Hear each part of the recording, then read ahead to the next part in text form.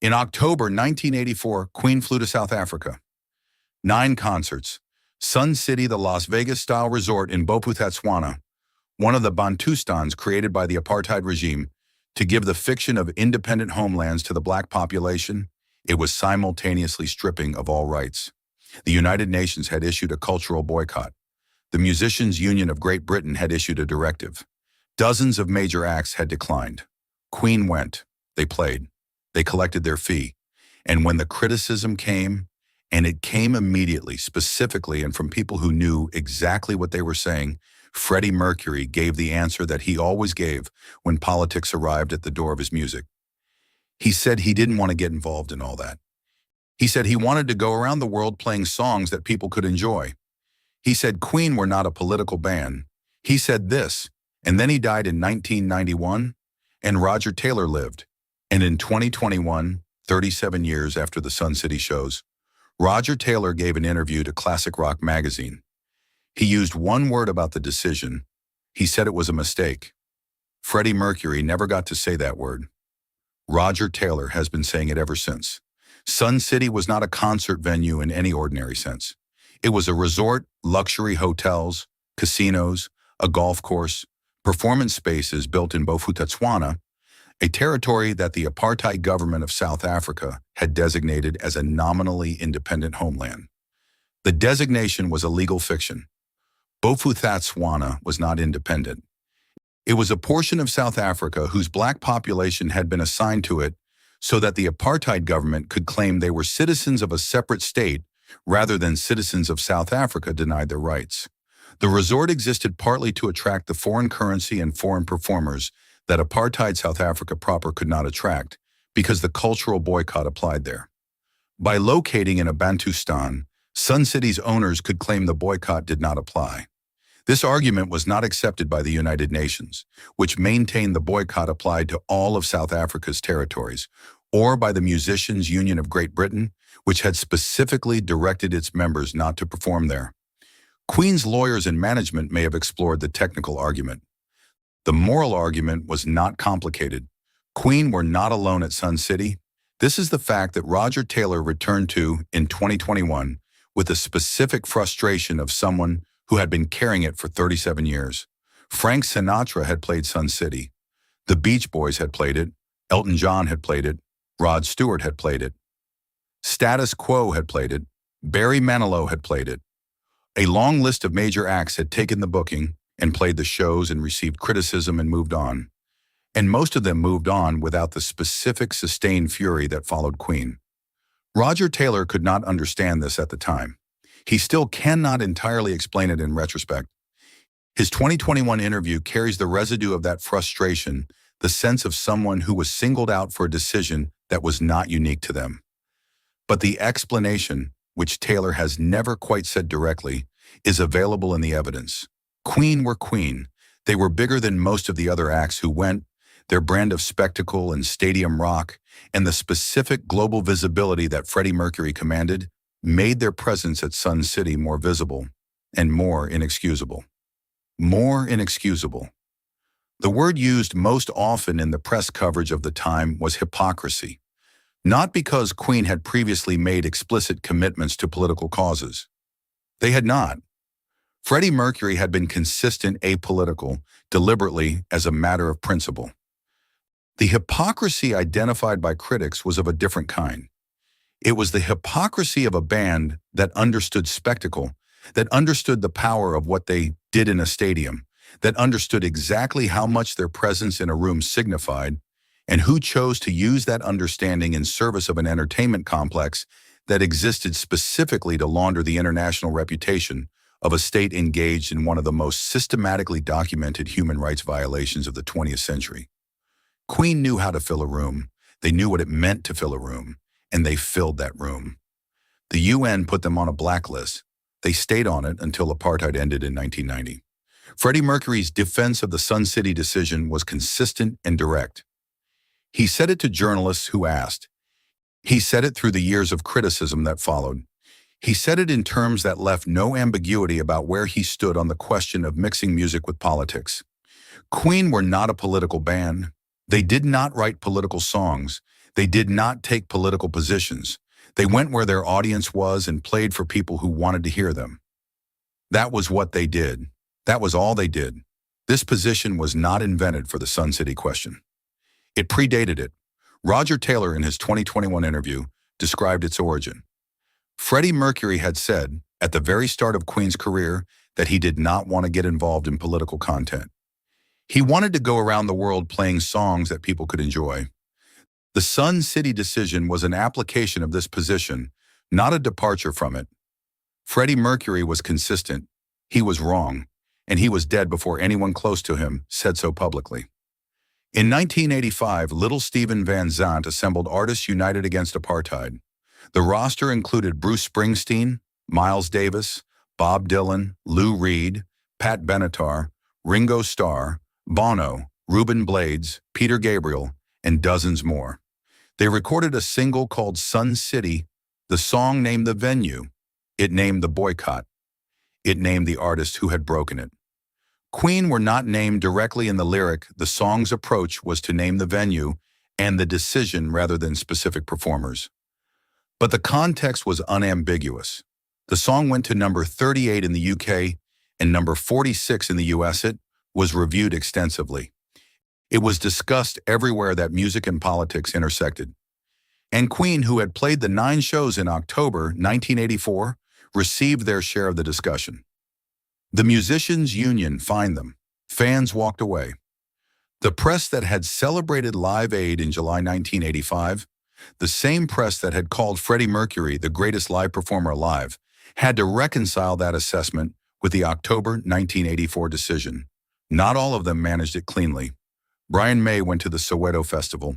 He did not announce this widely. He did not issue a press release about it. He went to Soweto, a township outside Johannesburg, one of the most visible symbols of apartheid's human geography, the largest black urban settlement in South Africa, the place whose school children had been shot by the South African police 8 years earlier during the 1976 uprising, and he presented prizes at a local festival. He has mentioned this in subsequent accounts of the Sun City period as evidence of the band's good intentions. The gesture was real. The intentions were real. The Soweto Festival visit was not a calculated PR move. It was the action of someone who understood, in the specific way that Brian May understands things, that the decision they had made required something more than a defense. It required an acknowledgement that there were people in South Africa whose experience of that country was not the experience of the audience at Sun City. The gesture did not resolve the criticism. Nothing could resolve it from inside the decision, but it was not nothing. It was not nothing. And this is the specific difficulty of the Sun City story, the difficulty that makes it more interesting and more painful than a simple story of 4 men who did something wrong and should have known better. They did go with good intentions. Roger Taylor has said so explicitly in 2021, with the specific precision of someone who wants to be accurate rather than simply exculpatory. We went with the best possible intentions. We did not make money from it. Brian went to Soweto. These things are true. And it was a mistake. Both things are true. The intentions were real. The mistake was real. And the specific nature of the mistake, the specific thing that made good intentions insufficient, is what makes the question of Sun City important rather than simply historical. The question is not whether Queen were racist. They were not. The question is whether good intentions are sufficient when the context is sufficiently clear. In 1984, the context was sufficiently clear. The UN had said so. The musicians' union had said so. The Artists United Against Apartheid would say so, loudly in 1985. The intentions were not enough. The United Nations blacklist was not a symbolic gesture. It was a maintained, published list of artists who had performed in South Africa in violation of the cultural boycott. Queen appeared on it after the October 1984 shows. They remained on it until apartheid ended in 1990. 6 years. During those 6 years, every conversation about Queen in the context of social responsibility came with an asterisk. Every Live Aid reference, every celebration of the 20 minutes at Wembley in July 1985 existed alongside the knowledge that the band had been on the UN blacklist for the 3 months preceding Live Aid. The timeline is uncomfortable. October 1984. Sun City, July 1985. Live Aid. The same band. 9 months apart. The cultural boycott of apartheid South Africa on one side. The fundraiser for African famine relief on the other.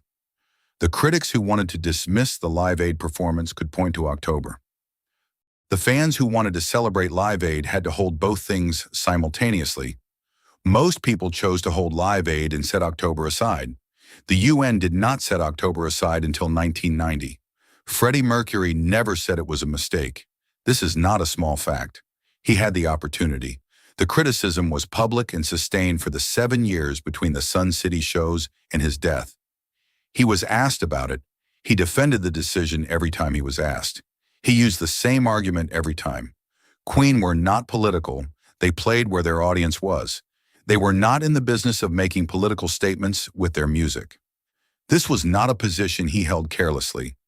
It was a position he held with the specific consistency of someone who had decided, at the beginning of their career, what they were for and what they were not for.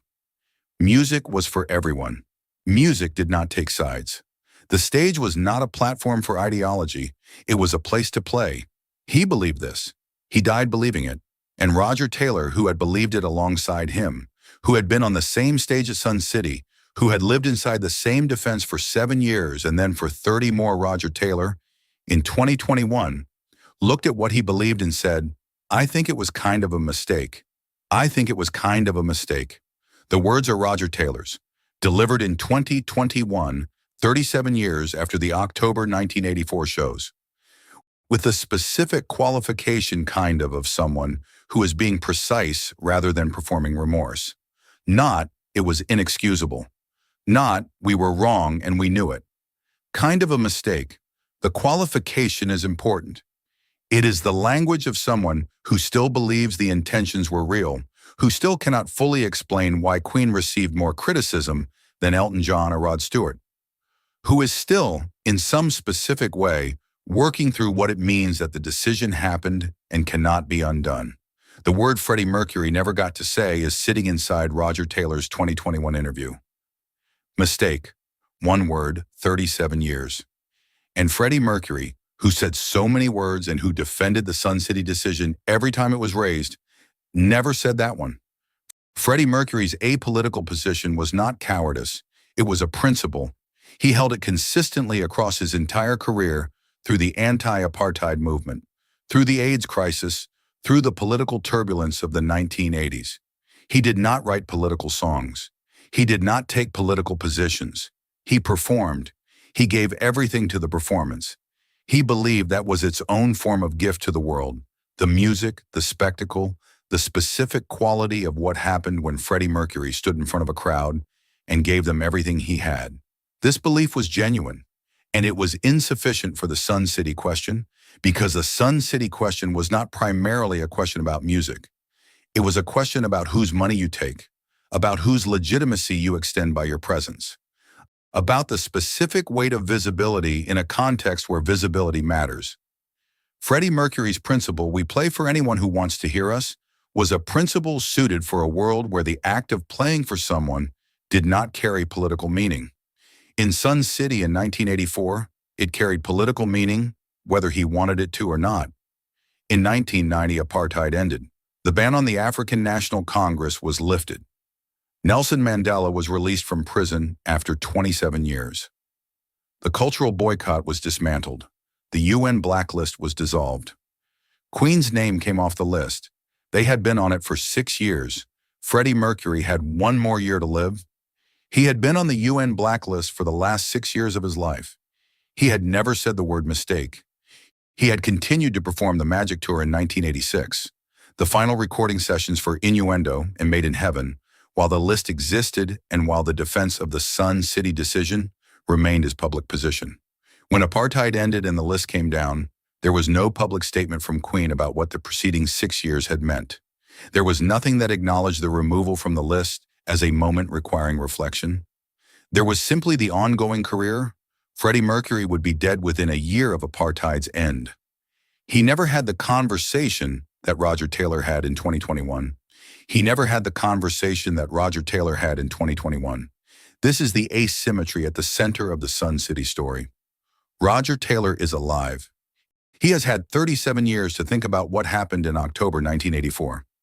He has had the specific experience of watching the world change around a decision that cannot be changed, of seeing apartheid end, of seeing the moral clarity of 1984 become even clearer in retrospect, of arriving in 2021 and saying to a journalist that, yes, it was kind of a mistake.